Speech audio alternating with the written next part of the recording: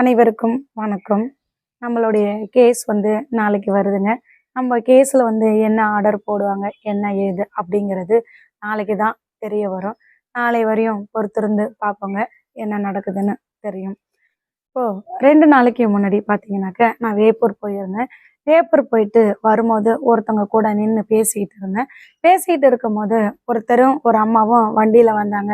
அவங்க பார்த்துக்கிட்டு போகும்போது நானா தெரிஞ்சேன். பாருங்க அங்க ஸ்ரீமதி அம்மா நிக்கிறாங்க, நில்லுங்க அவங்க கிட்ட நம்ம பேசிட்டு போலாம் அப்படின்னு அவங்க சொன்னாங்க. சொல்லிட்டு இல்ல அவங்க பேசிக்கிட்டு இருக்கிறாங்க, பேசட்டும், நம்ம கொஞ்சம் தூரம் போய் தள்ளி நிற்போம், அவங்க பேசி முடிச்சுட்டு வந்ததும் நம்ம பார்த்துக்கலாம் அப்படின்னு சொல்லி பேசிக்கிட்டே போயிட்டு கொஞ்சம் தூரம் தள்ளி நின்னாங்க. அப்புறம் நானும் போனேன். அக்கா சொல்லுங்க அக்கா. ஆமாக்கா நான் தாங்க ஸ்ரீமதி அம்மா. சொல்லுங்க அக்கா நீங்க என்ன ஊருக்கா அப்படின்னு கேட்டேன். அவங்களுடைய ஊர் பேரை சொன்னாங்க. சொல்லிட்டு அடுத்துதான் நம்ம கிட்ட ஒரு தகவல் சொன்னாங்க. என்ன சொன்னாங்க அப்படின்னு பார்த்தீங்கன்னாக்க, இந்த மாதிரி அழகு பிள்ளைக்கா, படிக்க வந்த இப்படி ஒரு பிள்ளைய இந்த மாதிரி பண்ணிட்டானே படுபாவி, அவன் நல்லாவே இருக்க மாட்டான், நாசமா போயிடுவான் அப்படின்னு அவங்க வாயால அவனை சபிச்சாங்க. சபிச்சதோட மட்டும் இல்லாம ஒரு சில தகவலை சொன்னாங்க. என்ன சொன்னாங்க அப்படின்னு பார்த்தீங்கன்னாக்க, இதுக்கு முன்னாடி கூட நம்ம கிட்ட எத்தனையோ பேர் எத்தனையோ தகவல் சொன்னாங்க. பாப்பாவை கொலை பண்ணிட்டு எதுக்குன்னே தெரியல நைட்டோட நைட்டா சூர்யா ஹாஸ்பிட்டல் தூக்கிட்டு போனான். தூக்கிட்டு போயிட்டு திரும்ப தூக்கிட்டு வந்துட்டு அதன் பிறகுதான் ஜிஹெச்ல கொண்டு போட்டாங்க அப்படின்னு சொன்னாங்க. இந்த தகவலை கூட உறுதிப்படுத்தணும் அப்படிங்கிறதுக்காக அண்ணன் பிரகாஷ் அண்ணன் கூட போயிட்டு விசாரிச்சு பார்த்தாரு. ஆமா தூக்கிட்டு வந்ததா ஒரு செய்தி இருக்கு அப்படின்னு தான் சொன்னாரு. பிள்ளைய கொலை பண்ணிட்டு எதுக்காக, என்ன பண்றதுக்கு, என்ன நாடகம் ஆடுறதுக்குன்னு தெரியல, பிள்ளைய சின்ன சேலத்துல இருக்கக்கூடிய சூர்யா ஹாஸ்பிட்டல் தூக்கிட்டு போனதா ஒரு செய்தி இருக்குது. அது உண்மையா பொய்யான்னு தெரியல. இந்த மாதிரி செய்தியெல்லாம் உண்மையா பொய்யான்னு கண்டுபிடிக்கிறது போலீஸ்காரங்களுடைய வேலை தான். ஆனா நம்ம வழக்குல போலீஸ்காரங்க எந்த ஒரு இதுவும் கண்டுபிடிக்க மாட்டாங்க. அவனுக்கு பள்ளிக்கூடத்துக்காரனுக்கு சப்போர்ட் மட்டுமே பண்ணிக்கிட்டு இருப்பாங்க. அதே போல பார்த்தீங்கன்னாக்கா, ஒரு டைம் நாங்கள் கள்ளக்குறிச்சி கோர்ட்டுக்கு போனேன். அப்போ கூட ஒருத்தர் சொன்னார், ஆமாம்மா எங்களுடைய சொந்தக்காரங்க தான் ஹாஸ்பிட்டலில் இருந்தாங்க, பாப்பாவை பாதி நைட்டில் தான் தூக்கிட்டு வந்தானுவோ, தூக்கிட்டு ஃபஸ்ட்டு சேர்க்கும் போது பார்த்தீங்கன்னாக்கா ஒத்துக்க முடியாதுன்னு சொல்லிட்டாங்க ஜிஹெச்சில். அதன் பிறகு தூக்கிட்டு போயிட்டாங்க. அப்போ ஒரு 2-3 கார் வந்துச்சு. இப்போ நாங்கள் விசாரிக்கும் போது யார் என்னன்னு கேட்கும் போது, இந்த மாதிரி ஒரு பள்ளிக்கூடத்து குழந்தை இறந்துருச்சு, தூக்கிட்டு வந்திருக்கிறதா சொல்லிக்கிட்டாங்க. ஆனால் திரும்ப ஜிஹெச்சில் சேர்த்துக்கல, அதுக்கப்புறம் தூக்கிட்டு போயிட்டாங்க. அப்புறம்தாம்மா ஒரு 4-4:30 வந்ததுன்னு சொன்னாங்க. இந்த தகவலும் உண்மையா பொய்யா எப்படிங்கிறது தெரியல. எல்லாரும் தனக்கு தெரிஞ்ச ஒரு தகவலை கூட சொல்றதுக்கு முன் வரத்துக்கு பயப்படுறாங்க. எல்லாமே நமக்கு கிடைக்கக்கூடிய ஒரு தகவல் அத்தனையுமே அரசல் புரசலான ஒரு தகவல் தான் கிடைக்குது. எதுவுமே உறுதியான தகவலே கிடைக்கவே மாட்டேங்குது. ஏன்னா அந்த அளவுக்கு இந்த பள்ளிக்கூடத்துக்காரனை பார்த்து பயந்துகிட்டு இருக்கிறாங்க பொதுமக்கள். துணிச்சலோட வெளியே சொல்றதுக்கு பயந்துகிட்டு இருக்கிறாங்க. அதன் பிறகு பார்த்தீங்கன்னா நம்மளும் ஓடி போய் அழுதோம். அழுவக்குள்ள கூட அங்கே இருக்கக்கூடிய எத்தனையோ அங்கே வேலை பார்க்கக்கூடியவங்க சொன்னாங்க, அம்மா இந்த குழந்தை தானே, இந்த குழந்தைய நேரத்திலேயே தான் கொண்டுட்டு போட்டுட்டானுவோ, 6 மணிக்கெல்லாம் அழைச்சிட்டு வர கிடையாது, குழந்தைய திட்டத்தட்ட ஒரு 3-4 மணிக்கெல்லாம் அழைச்சிட்டு வந்துட்டானுவோ அப்படின்னு தான் சொன்னாங்க. ஆனால் போலீஸ்காரங்க நினைச்சிருந்தா எப்படியாப்பட்ட தகவலையும் உண்மையா பொய்யான்னு அவங்களால கண்டுபிடிக்க முடியும். ஆனா அவங்க கண்டுபிடிக்க கிடையாது. ஏன்னா எல்லா தகவலும் அவங்களுக்கு தெரியும். தெரிஞ்ச தகவலை மூடிதான் மறைக்கிறாங்களே தவிர உண்மையை சொல்ல வெளியே வரல. அதன் பிறகு பார்த்தீங்கன்னா அங்கே இருக்கக்கூடிய ஒரு நர்ஸை கூட வேலையில் விட்டு தூக்குனாங்க. அண்ணன் பிரகாஷ் அண்ணன்கிட்ட பேசின ஒரு காரணத்துக்காக அந்த நர்ஸை கூட அந்த பணிமாற்றம் பண்ணனதா சொன்னாங்க. இந்த மாதிரி யாராவது ஏதாவது ஒரு தகவல் சொல்லிட்டா உடனே அவங்களுடைய வேலைக்கு பணிமாற்றம் பண்ணினாங்க. ஏன் அந்த குழந்தைகள் நல பாதுகாப்பு மையத்துல இருந்து வந்தாங்க பார்த்தீங்களா, சென்னையில இருந்து சரஸ்வதி அம்மா வந்தாங்க. அவங்கள கூட இங்க வரவிடாம தடுத்துக்கிட்டு தான் இருந்தாங்க. அந்த அம்மா இங்க ஆய்வு பண்றதுக்கு தடுக்கிறதுக்கான பல முயற்சிகள் நடந்தது. ஆனா அந்த தடைகளை மீறி தான் அவங்களும் இங்க வந்தாங்க. இங்க அந்த ஹாஸ்டல் பர்மிஷன் இல்லைன்னு கண்டுபிடிச்சதன் காரணம் தான் அந்த அம்மாவை பணிமாற்றம் பண்ணினாங்க. நாங்களுமே சென்னையில போயிட்டு அவங்கள பார்க்க போனோம்.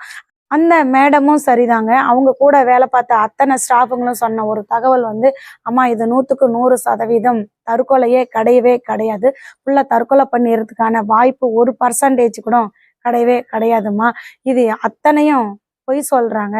இதுல ஏதோ ஒரு மர்மம் இருக்கு. பிள்ளைய அவங்க ஏதோ பண்ணியிருக்காங்க அப்படிங்கிறத மட்டும் மறுக்க முடியாத ஒரு உண்மை. நாங்க போயிட்டு அங்க எல்லா ஆய்வும் பண்ணணும். அங்க இருந்து யாராலுமே ஏறிலாம் குதிக்கவே முடியாது. அவங்க பொய் சொல்றாங்க அப்படிங்கிற தகவலை நமக்கு சொன்னாங்க. ஆனா அவங்கள கூட பாத்தீங்கன்னாக்கா பணிமாற்றம் பண்ணாங்க. அந்த டீமே பணிமாற்றம் பண்ணனாங்க. இந்த மாதிரி வேலைகளை பார்த்துக்கிட்டு இருக்கிறாங்க நம்மளுடைய வழக்குல. அதன் பிறகு பார்த்தீங்கன்னா, நமக்கு ஒரு தகவல் கிடைச்சது. நான் சேலம் ஒரு வேலையா போகும்போது, ஒரு அம்மா உட்காந்துருந்தாங்க. "நீங்க ஸ்ரீமதி அம்மா தானே?" அப்படின்னு கேட்டாங்க. ஆமான்னு சொன்னேன். "அம்மா நான் வந்து கன்னியாகுமரி தான். பாப்பா வந்து இங்க படிக்கிறா. பாப்பாவ பார்க்கறதுக்காக போய்க்கிட்டு இருக்கேன். பாப்பாவ சம்பவத்துக்கு அப்புறம் நாங்கலாம் எவ்வளவோ கொடுமைகள அனுபவிச்சோம். நாங்க எந்த ஒரு பிரச்சனைக்கும் போகவே கிடையாது. ஆனா எங்கள வந்து அந்த ரோடு வழியா போக முடியாத அவ்வளோ தடைகள் பண்ணுனாங்க. அவ்வளோ பிரச்சனைகள் பண்ணுனாங்க. அந்த ரோட்டு வழியா நாங்கலாம் போகாம எவ்வளோ தூரத்துக்கு சுத்தி வர முடியுமோ, அவ்வளோ தூரத்துக்கு சுத்தி வந்தோம். அந்த பள்ளிக்கூடத்த தான் பாதுகாத்தாங்களே தவிர, மக்களுடைய நலன யாருமே அங்க கருதவே கிடையாது. பாவம் இவங்க எல்லாம் இத்தனை கிலோமீட்டர் சுத்தி போறாங்களே, இவங்கெல்லாம் என்ன பண்ணுனாங்க அப்படின்னு அவங்க கொஞ்சம் கூட நினைச்சே பார்க்கல. அந்த பள்ளிக்கூடத்துக்காரனுக்கு தான் பாதுகாப்பு கொடுத்தாங்க. அந்த பள்ளிக்கூடத்துல தான் பாதுகாப்பு கொடுத்தாங்களே தவிர, பொதுமக்களை நினைச்சு பார்க்கல.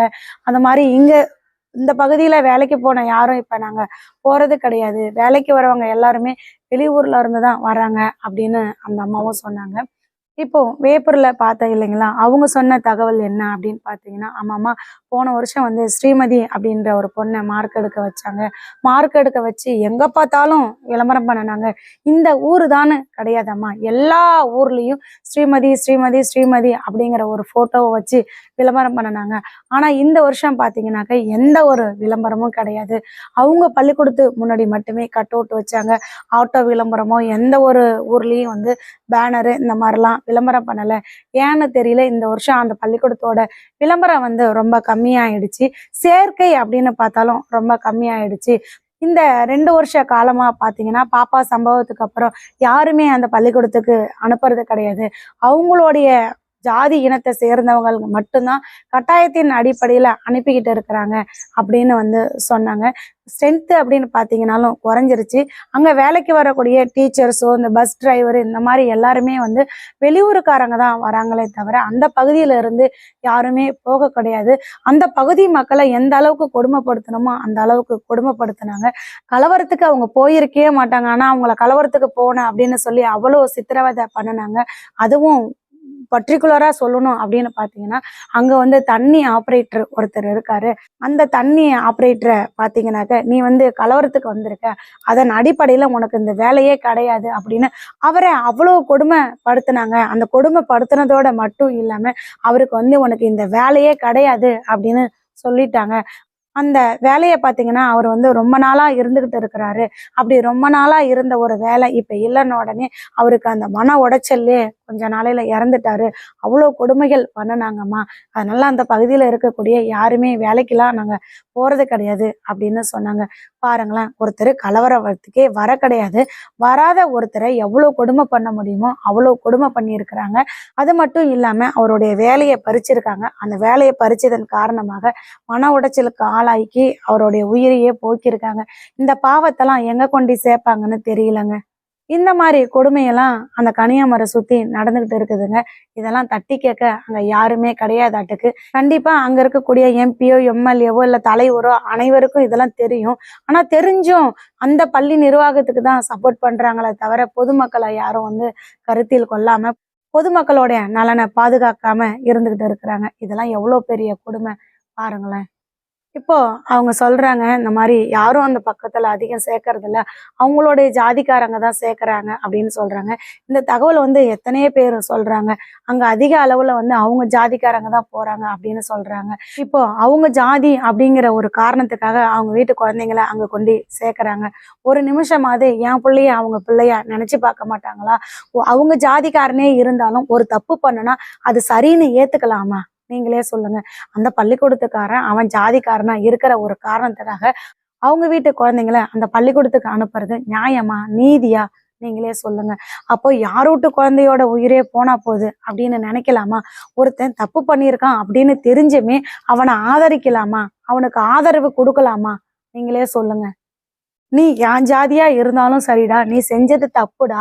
ஒரு குழந்தை படிக்க வந்த ஒரு குழந்தைய இந்த மாதிரி பண்ணியிருக்கியே, ஒரு அழகு தேவதைய அந்த குழந்தை உன்னை என்னடா பண்ணுச்சு அப்படின்னு இவங்களும் தாங்க கேள்வி கேட்கணும். இவங்க கேள்வி கேட்கக்கூடிய இடத்துல தானே இருக்கிறாங்க. இவங்களும் மனுஷன் தானே. இவங்களும் 3 வேளை தானே சாப்பிட்றாங்க. இவங்களுக்கும் மனசாட்சி இருக்கு தானே. அவங்களும் என்ன மாதிரி தானே 10 மாசம் வயித்துல சுமந்து ஒரு குழந்தைய பெற்றிருப்பாங்க. அவங்களும் என்ன மாதிரி தானே ஒரு தாயா இருப்பாங்க. ஒரு தாயோட வலிய அவங்களால புரிஞ்சுக்க முடியலையா? என் பிள்ளைக்கு நடந்த அநீதிய நியாயம்னு அவங்க நினைக்கலாமா? நீங்களே சொல்லுங்க. எந்த ஜாதியா இருந்தாலும் உயிர் ஒண்ணுதாங்க. போன உயிர் திரும்ப வருமா? சொல்லுங்க நீங்களே. அவன் செஞ்சத நியாயம்னு அவங்க ஜாதிக்காரங்க ஆதரவு கொடுக்கறது நியாயமா? நீதியா? சொல்லுங்க. அதாவது அவங்க ஜாதிக்காரன் ஒரு தப்பு பண்ணியிருக்கான் அப்படின்னு தெரிஞ்சா நம்மளை விட அவங்க தாங்க முன்னாடி தண்டனை கொடுக்கணும். ஏன்டா அந்த மாதிரி பண்ணிக்கிட்டு இருக்க? எங்க ஜாதிக்கே உன்னால ஒரு அவமானம், பெருத்த அவமானம், பெருத்த கேவலம். உன்னெல்லாம் என் ஜாதிக்காரன்னு சொல்லிக்கிறதுக்கே எங்களுக்கு வெக்கமாவும் கேவலமாவும் இருக்கு.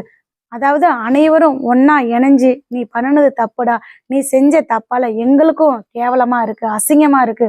உன்னை வந்து எங்க ஜாதியை விட்டு தள்ளி வைக்கிறோம். அதை வந்து உலக மக்களுக்கே தெரியப்படுத்துறோம்டா.